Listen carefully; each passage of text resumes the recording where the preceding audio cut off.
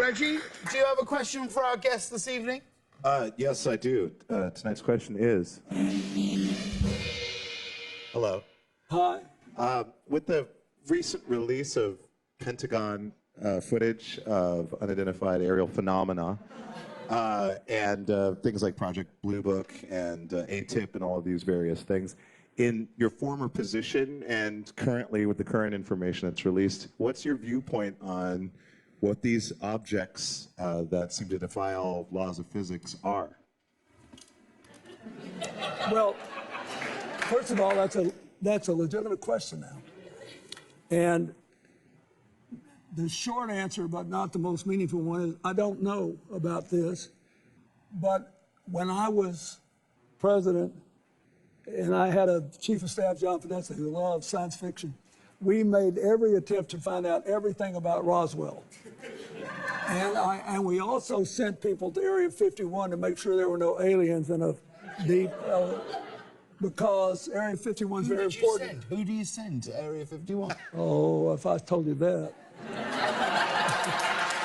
No, actually, I sent my Sandy Berger, who passed away sadly a couple of years ago, who was my national security advisor, but I said, we got to find out how we're going to deal with this, because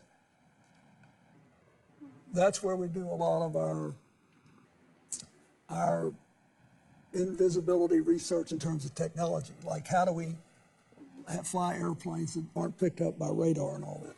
So that's why they're so secretive, but there's no aliens, as I know. On the other hand, Hillary and I went to Hawaii in 2018 to the Big Island, where all the telescopes are on top of the mountain, you know, including the Keck telescope, the largest in the world. And several countries have scientific teams there. So after we toured the telescope, we went down and met with them. And I said, you guys argue about the likelihood of life in outer space? He said, we have huge arguments.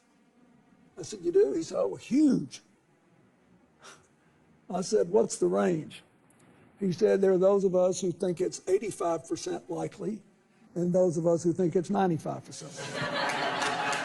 He said, these are people who spend their lives doing this. He said, we think, in other words, it's very unlikely that there is not life. There are a billion, not a billion planets, a billion solar-like systems.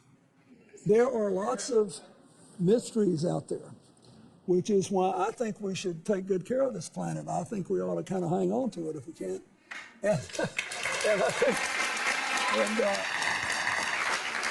But I also think it should keep us humble. There's a lot of stuff we don't know. Ladies and gentlemen, President Bill Clinton. We'll be right back, everybody. Thank you.